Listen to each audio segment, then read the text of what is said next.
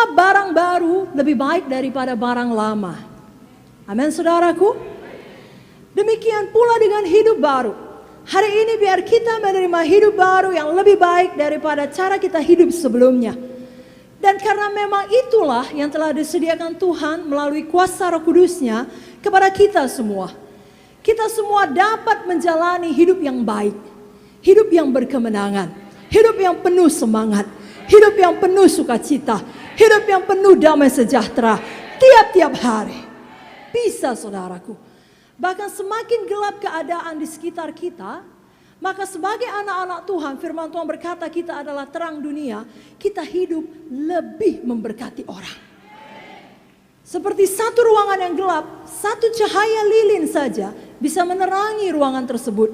Jadi saudara, apabila sekeliling kita bermuram durja, sekeliling kita hidup tertekan, mungkin karena keadaan ekonomi yang kurang baik, atau mungkin karena katakanlah ada wabah flu oleh karena cuaca yang tidak menentu, kita tidak perlu ikut hidup demikian. Kita bisa bangkit menjadi terang dan membawa pengharapan kepada mereka. Oleh karena kuasa Roh Kudus yang memberikan Zoe, kehidupan Tuhan bagi kita. Kita sudah belajar Zoe di dalam bahasa Greka berarti kehidupan Tuhan itu sendiri. Kehidupan Tuhan di dalam kita.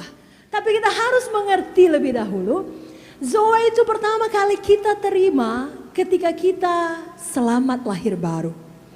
Ketika kita menerima Yesus dengan iman secara pribadi sebagai Tuhan dan Juru Selamat kita. Kita percaya di dalam hati dan mengaku dengan mulut kita. Pada saat itu, Zoe masuk ke dalam kita. Roh Kudus masuk ke dalam hati kita. Namun untuk mengaktifkan Zoe yang telah masuk menjadi milik kita, semua berkata milik saya, kita perlu terus-menerus memiliki firman Tuhan di dalam hati kita dan Roh Kudus menghidupkan firman tersebut bagi kita masing-masing. Kalau kita belum menerima kepenuhan Roh Kudus atau sering kita sebut dengan baptisan Roh Kudus, pagi hari ini Bapak Ibu Saudara, rindukan sungguh-sungguh. Karena itu telah disediakan Tuhan bagi kita dan memang seharusnya telah menjadi milik kita. Banyak anak-anak Tuhan menjalani satu kehidupan yang melelahkan karena dia tidak mengerti apa yang telah menjadi miliknya. Dan sebuah cerita mengenai seorang hamba Tuhan yang masih muda, dia laki-laki ya, sang suami, dia hendak memberikan hadiah kepada istrinya di hari ulang tahun istrinya beberapa bulan mendatang. Jadi dari sekarang dia mulai menabung uangnya. Dan dia simpan dalam satu tempat di rumahnya, tersembunyi jangan istrinya tahu.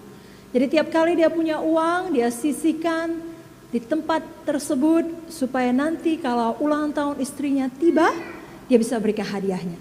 Suatu kali dia punya uang 50.000 tapi tidak sempat untuk naruh di tempat di rumah itu. Istrinya ada di sekitar situ. Wah, jadi dia pikir, nanti kalau tidak saya simpan, bisa-bisa saya pakai uang ini, sayang. Lalu dia taruh baik-baik, lipat baik-baik di satu ruangan kecil di dompetnya. Ada tempat yang bisa diselipkan uang itu, tapi tersembunyi dalam dompetnya. Dan beberapa waktu berlalu dia lupa untuk memindahkan uang tersebut. Tibalah ulang tahun istrinya, dia ambil uang yang sudah dikumpulkannya, dia rayakan, dia beli hadiah, istrinya sukacita. Dan beberapa bulan lagi setelah itu berlalu, suatu hari dia pergi mengisi bensin untuk mobilnya.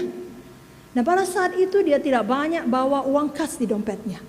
Ketika tiba saat membayar, jumlah biaya yang diminta kurang dari uang yang dilihatnya di dompetnya. Wah, dia menjadi panik.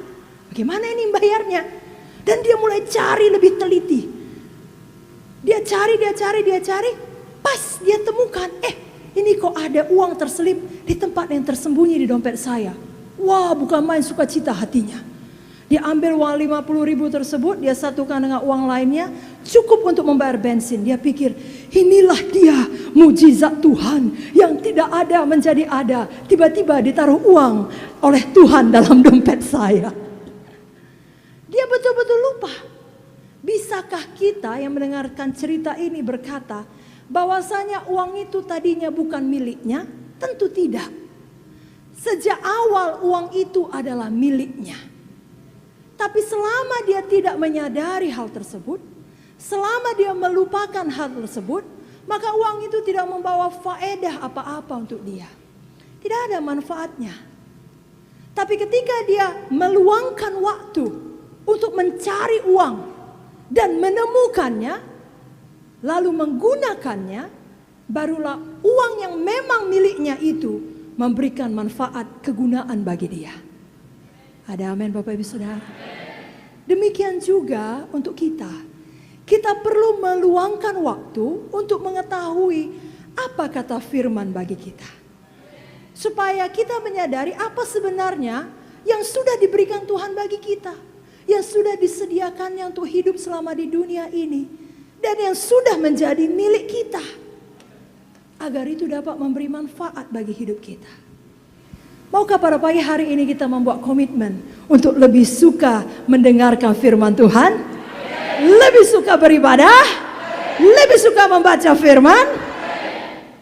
Puji Tuhan. Karena memang dalam firman Tuhan ini diterangkan ada banyak janji Tuhan yang sudah disediakan untuk menjadi milik kita. Di dalam firman Tuhan selalu ada jawaban bagi masalah kita. Amin. Mari kita ucapkan saja. Katakan, saya suka dengar firman Tuhan. Saya suka baca firman Tuhan. Saya mau menyadari semua janji Tuhan yang telah disediakan Tuhan untuk menjadi milik saya di dalam firman-Nya. Katakan amin. Amin.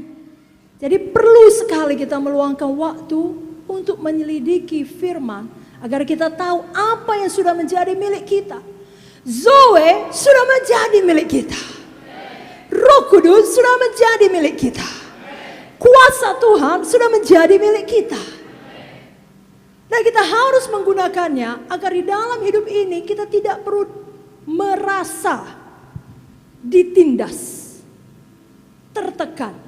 Ada orang ditindas tapi tidak merasa ditindas. Dia tetap sukacita. Ada banyak orang dianiaya tetapi tidak membuat mereka down, justru membuat mereka berbahagia. Kenapa? Karena dia tahu apa yang menjadi miliknya. Dia tahu melalui firman Tuhan, aniaya yang dia alami mengumpulkan upah yang besar di sorga.